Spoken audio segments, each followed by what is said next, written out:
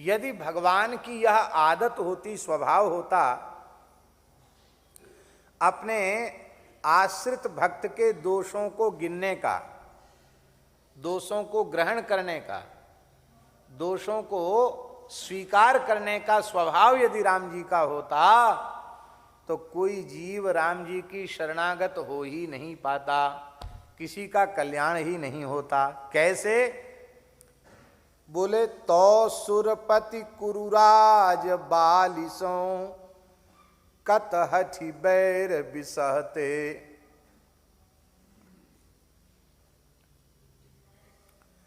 यदि अपने भक्तों का दोष भगवान मन में लाते तो इंद्र, दुर्योधन और बाली इससे हट करके शत्रुता क्यों ले लेते? अब देखो, इंद्र भी वानर राज बाली के रूप में श्री राम कार्य के लिए ही उत्पन्न हुआ है।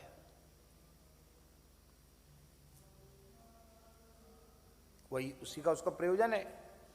राम काज के लिए तो वानर के रूप में आया है, इसलिए इंद्र का अंश बाली को माना गया। और राम जी ने देवराज इंद्र के अंश बाली का वध कर दिया। सुन सुग्रीव मारी हों बाली एक ही बाण, ब्रह्म रुद्र शरणागत गए न उबरहि प्राण। क्यों मारा बाली को? क्यों मारा? बाली ने खुद पूछा तो राम जी ने क्या कहा?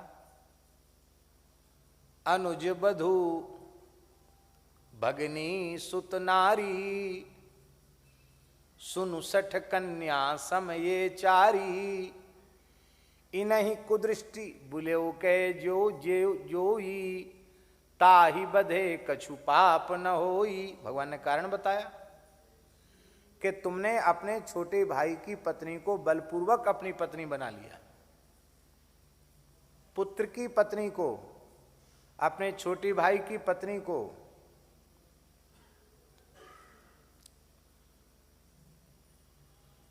ये सब करने वाले, ये सब कन्या के समान हैं।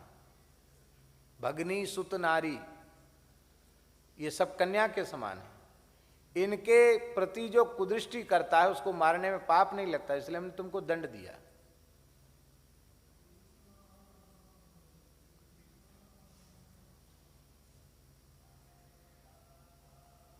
इसी दोष के कारण बाली का वध कर दिया, सुग्रीव को राजा बना दिया। सुग्रीव से हुई अपराध बना।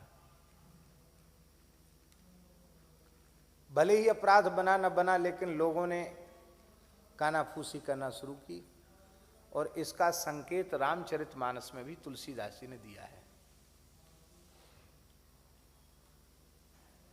जेहि अघ बधेउ व्याध जिमि बाली,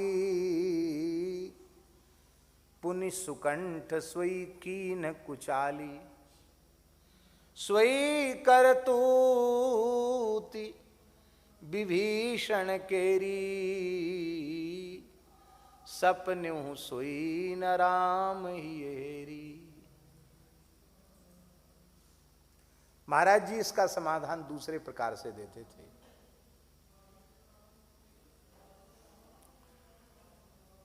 महाराज जी कहते थे कि वानर राज बाली था और राजमाता तारा थी। तारा भगवान श्री राम की महान भक्ता थी। भक्ता न होती तो राम जी का महात्म्य अपने पति बाली को कैसे बताती, शरणागति की महिमा कैसे बताती। महान भक्ता थी, महान भक्ता है, और वानर इसको अपनी माता के रूप में, राजमाता के रूप में देखते हैं। और बड़ा भाई पिता के समान है तो मेरे लिए माता की जैसी ही है। इसलिए यदि सिंहासन पर तारा भी बैठेगी मेरे साथ तो प्रजा में विद्रोह के स्वर नहीं आवेंगे, मेरे द्वारा तारा का सम्मान हो जाएगा और मुझे एक विवेकी व्यक्तित्व का संपर्क प्राप्त होगा जिससे मैं पतन के गर्त में जाने से बच जाऊंगा। महाराज जी ऐसा समाधान देते थे। इसलिए सुग्रीव जी ने बाली जहां बिठाता था तारा को, वहीं सुग्रीव जी ने भी तारा को बिठाया, बाईं ओर बिठाया। और संसार तो संसार है, किसी को कहने में चूक था। लो साहब, राम जी बड़े धर्मात्मा बनते, यही कह रहे थे कि छोटे भाई की पत्नी उसको बिठा लिया बगल में, इसलिए उसको मार दिया। ये देखो, ए बड़े भाई की पत्नी तो माँ के समान होती है, उसको इन्होंने बगल में बिठा लिया, सो कुछ नहीं। राम जी अपने का दोस्त तो देखते ही नहीं। भले ही लोगों ने कहा, लेकिन राम जी ने सपने हो सोई न राम ही यही रही। ये समाधान महाराज जी देते थे। तारा वहां क्यों बैठी? बोले तारा ने मन में विचार किया, महाराज जी का दिया हुआ भाव। तारा ने मन में विचार किया कि अब तक मैं विमुख के संपर्क में थी। अभिमानी बाली जो प्रभु श्री राम से विमुख था, मैं उसका संग कर रही थी, उसके संपर्क में थी। अब एक महान शरणागत भगवत भक्त राम जी का सखा, उसके संपर्क में रहने का सौभाग्य मिल रहा है। तो एक भक्त की सन्निधि में बैठने से मेरे हृदय में भी भगवत प्रेम का संचार हो जाएगा। इसलिए भगवत भक्ति अति दुर्लभ है, वही प्राप्त करना जीव का लक्ष्य होना चाहिए। इस भाव से तारा ने ऐसा किया। क्यों? क्योंकि भगवान जिसे ज्ञान दे दें वह फिर विषय सेवन करेगा। तारा को भगवान ने ज्ञान दे दिया है। तारा बिकल देखी रघुराया, दीन ज्ञान हरि लीनी माया। ज्ञान दे दिया, माया हर लिया। तो भगवान ने जिसकी माया का हरण कर लिया हो, वो पाप पंख में डूब जाए, विषय पंख में डूब जाए, ये कैसे संभव है? पर संसार तो किसी को भी कुछ भी कहता है।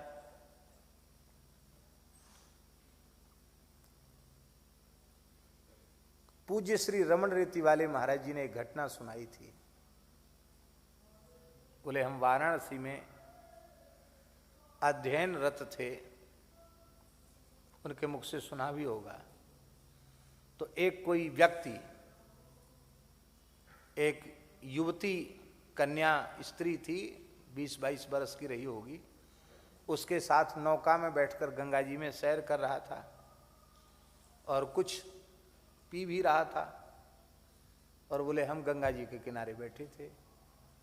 तो उस दृश्य को देख कर के मन में बड़ी विकृति सी आई कि अरे देखो, मोक्ष प्रदा काशी पुरी है, गंगा जी साक्षात ब्रह्मद्रव स्वरूपा हैं, संध्या का समय है और ये सैर कर रहा है गंगा जी में और अटखेलियां कर रहा है, हंस रहा है, हैं? और कुछ पी भी रहा है। तो कम से कम इस अधेड़ उम्र के व्यक्ति को तो ऐसा नहीं करना चाहिए, ऐसा मन में आया। लेकिन अब कही क्या सकते थे? अपरिचित व्यक्ति से ना पृष्ठ कशित ब्रूयात, बिना पूछे पंच नहीं बनना चाहिए। तो हम वही अपना संध्योपासन करते रहे, बैठे रहे। तब तक वो सैर करके आया, नौका रुकी, आकर के उसने बड़ी श्रद्धा से प्रणाम किया, स्वामी जी प्रणाम, और कहा, हंसते हुए कहा कि मेरी बेटी है ये, कहाँ बाहर पढ़ती है, कहीं बम्बई में या कहाँ बताया है, विदेश में, क्या बताया? हाँ बाल्यकाल, हाँ बाल्यकाल में इसका विवाह हो गया था। अब बहुत दिन बाद अपने पिता से मिलने आई, तो काशी की ही थी। तो काशी में बचपन बीता, गंगा जी में नौका में खूब सैर किया। तो इसने फिर कहा कि पिताजी मुझे गंगा जी में सैर करा दो। तो गंगा जी में सैर करा रहे थे और वो शरबत की बोतल होती ना, ठंडा पानी भरा रहता उसमें रंग बिरंगा, तो वो ठंडा पानी, इसको कोल्ड ड्रिंक कहते क्या कहते, वो पिलाया जा रहा था।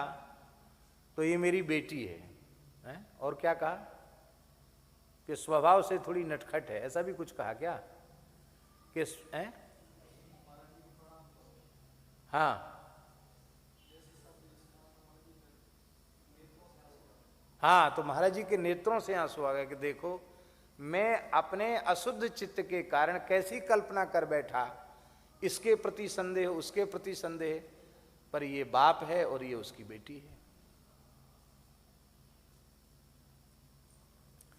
संसार संतों को भी अपने नजरिए से देखता है,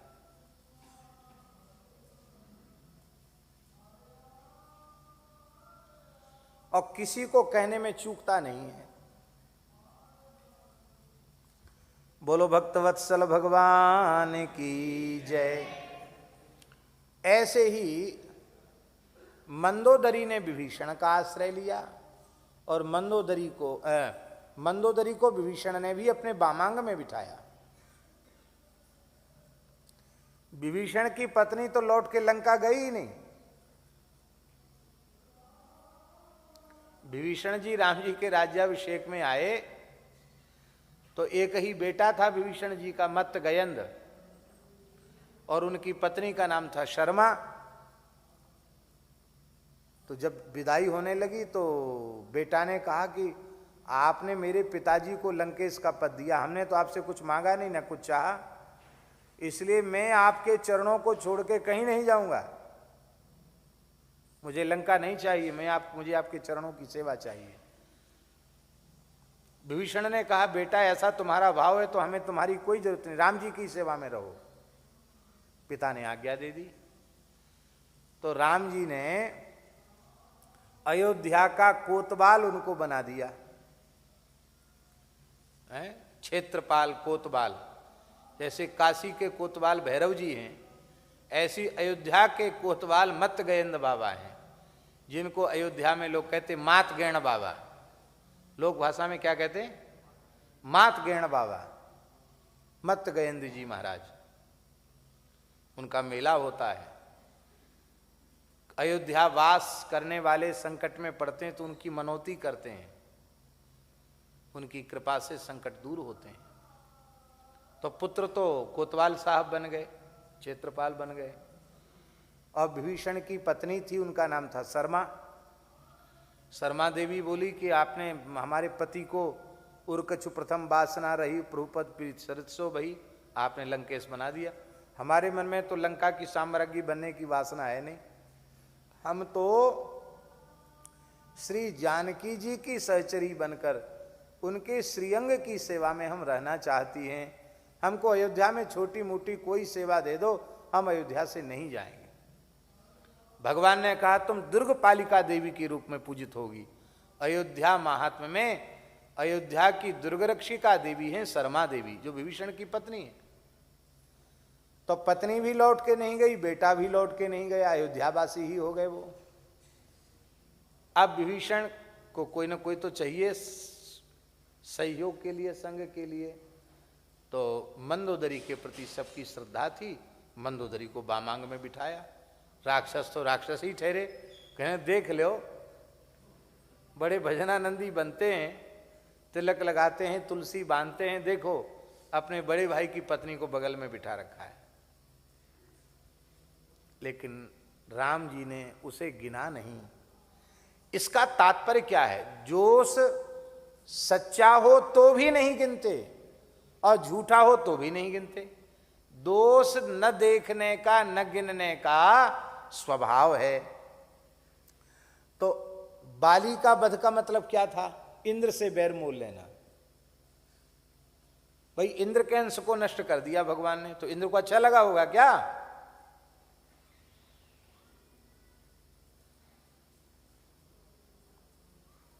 और एक भाव और दे देते हैं, इंद्र के मन में थोड़ा दुख था कि अरे भाई बुद्धि शुद्ध कर देते, मार ही दिया, बताओ हमसे कोई सेवा ही नहीं ली, हम उसको मार ही दिया।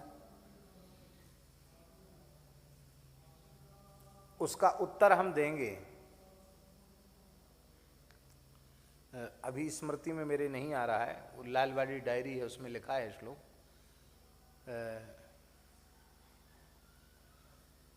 किस पुराण का है? लिंग पुराण का बताया था क्या? अभी मेरी स्मृति में थोड़ा नहीं है, स्मृति भी थोड़ी कमजोर होने लग गई। और उस श्लोक और अध्याय संख्या सब लिखी हुई है, उसमें ये बात पक्की है। हाँ, ब्रह्मांड पुराण में उसमें बात स्पष्ट लिखी हुई है कि रावण और बाली की संधि हुई थी। उस संधि में जैसे राष्ट्र देशों के साथ संधि होती ना, संधि प्रस्ताव, तो संधि हुई थी रावण की कि संकट के काल में तुम मेरी सहायता करोगे। तो उसमें ये बात लिखी हुई है कि यदि राम जी बाली को न मारते तो बाली निश्चित रावण के पक्ष में चला जाता, और रावण के पक्ष में बाली जाता तो बाली के भक्त तमाम वानरवीर उधर चले जाते। फिर जिस आदर्श की स्थापना राम जी करना चाहते थे उस आदर्श की स्थापना संभव नहीं थी, इसलिए भगवान ने रावण वध के उपक्रम में बाली का वध अनिवार्य माना। बाली नहीं मरेगा तो रावण नहीं मरेगा, बाली के मरने से ही रावण मरेगा, क्योंकि बाली भी रावण का सुरक्षा कवच बना हुआ था, संधि प्रस्ताव हो चुका था। तो भगवान ने बाली को मारा तो इंद्र को तो बुरा जरूर लगा। तो भगवान ने कहा चलो कोई बात नहीं, इस बार सूर्य के अंश से उत्पन्न सुग्रीव के ऊपर कृपा की, अब की बार सूर्य के अंश से उत्पन्न कर्ण को मारेंगे, कृष्ण अवतार में मरवाएंगे हैं, और इंद्र का अंश जो अर्जुन है, अर्जुन की सहायता करेंगे। बोलो भक्त वत्सल भगवान की। कृष्णावतार में इंद्र का अंश ही तो है अर्जुन, तो अर्जुन के भगवान सखा बन गए, और सूर्य का अंश है कर्ण, कर्ण का भगवान ने वध करवा दिया। तो नीति प्रीति परमार्थ स्वार्थ को न राम सम जान जथारथ, ऐसी नीति प्रीति का पालन करने वाला राम जी के जैसा कोई दूसरा नहीं है। कुरुराज बालिसों हठ कर कत हठि बैर बिसहते, जो जप जाग जोग व्रत वर्जित केवल प्रेम न चाहते, तो कत सुर मुनि बर बिहाय ब्रज गोप गेह बसी रहते।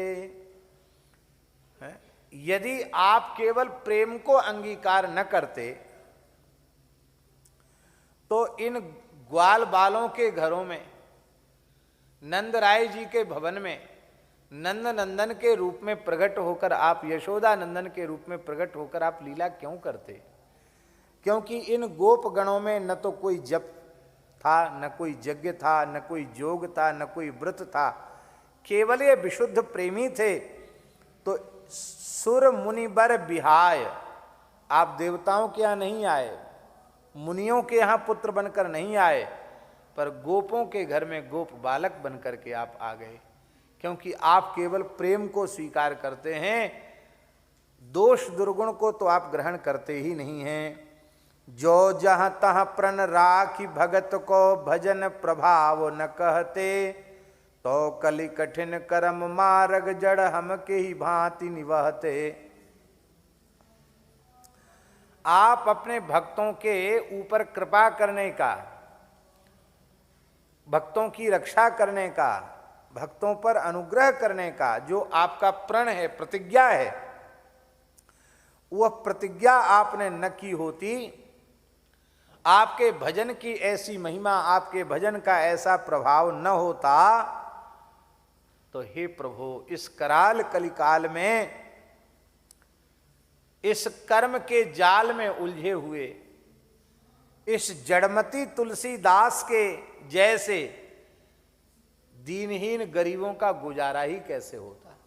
हमारे जैसों का गुजारा आपके दरबार में हो रहा है, निर्वाह हो रहा है, ये अपने किसी साधन से नहीं, अपनी किसी सिद्धि से नहीं, यह केवल और केवल आपकी करुणा से हो रहा है, आपकी कृपा से हो रहा है। जो सुत हित लिए नाम अजामिल के अघ अमित न दहते, तो जम भट्ट सांसति हर हमसे वृषभ खोजी खोजी नहते। कहते महाराज, अपने पुत्र के बहाने से अजामिल ने नाम का, नारायण नाम का उच्चारण किया, तो भगवत पार्षदों ने क्या कहा, क्या कहा? अयं हि कृत निर्वेशो जन्म कोट्यंहसामपि, यद व्याजहार विवसो नाम स्वस्थयनम हरे। एक जन्म की क्या चले, इसने अपने करोड़ों जन्मों के पापों का प्रायश्चित कर लिया, क्योंकि अत्यंत विवश होकर के आर्त स्वर में इसने नारायण नाम का उच्चारण कर लिया। तो यदि आपने अजामिल के अमित पापों को पुत्र के बहाने से भी लेने पर नष्ट न किया होता, तो जमराज हमारे जैसे लोगों को, जो बैल के जैसे हर समय लड़ने के लिए तैयार रहते हैं, डाकते रहते हैं, कोई कोई मरखना सांड होता है ना, मरखना सांड, ओ हमेशा त्योरी उसकी चढ़ी रहती। तो ऐसे मरखने को जो होते हैं ना, वो खूब बड़े मजबूत लोग होते हैं, तो वो बलपूर्वक पकड़ के उसको नाथ डाल देते हैं। कहते हमारे जैसों को जमदूत खोज खोज कर नाथ डालते और घसीट घसीट कर जमलोक ले जाते, यदि आपके नाम का प्रभाव न होता। आपके नाम के प्रभाव से हमारे जैसे अहंकारी मलिन जीवों का भी इस कराल कलिकाल में कल्याण हो रहा है। जो जग विदित पतित पावन, अति बांकुर बिरद न बहते, तो बहु कलप कुटिल तुलसी से सपने हूँ सुगति न लहते। हे भगवान, आपकी जो पतित पावनता है वो जग विदित है। सारे संसार में आपकी पतित पावनता प्रसिद्ध है। यदि इस पतित पावनता का स्वभाव, इस पतित पावन बाने को, स्वरूप को, स्वभाव को आपने अंगीकार न किया होता, तो तुलसीदास जैसे कुटिल जीव तो अनेकों कल्पों में भी साधन करते करते मरते, पर उनको कभी सुगति नहीं मिलती, उत्तम गति नहीं मिलती। पर तुलसीदास जैसे जीवों को भी इस कराल कलिकाल में उत्तम गति मिल रही है। यह केवल और केवल आपके नाम की अचिंत्य महिमा का प्रभाव है। बोलो भक्तवत्सल भगवान की। तो ऐसा नाम जपने वाला, चाहे उसमें भाव हो या न हो, झूठे सच्चे कैसे भी नाम लेता है, राम राम करता है, बस उस नाम लेने वाले को भगवान अपना प्राण प्रिय दास मान लेते हैं। और जिसे दास मान लेते हैं, वह दास का प्रेम कितना हुआ इसकी परवाह नहीं करते हैं, अपनी ओर से प्रेम करने लग जाते हैं।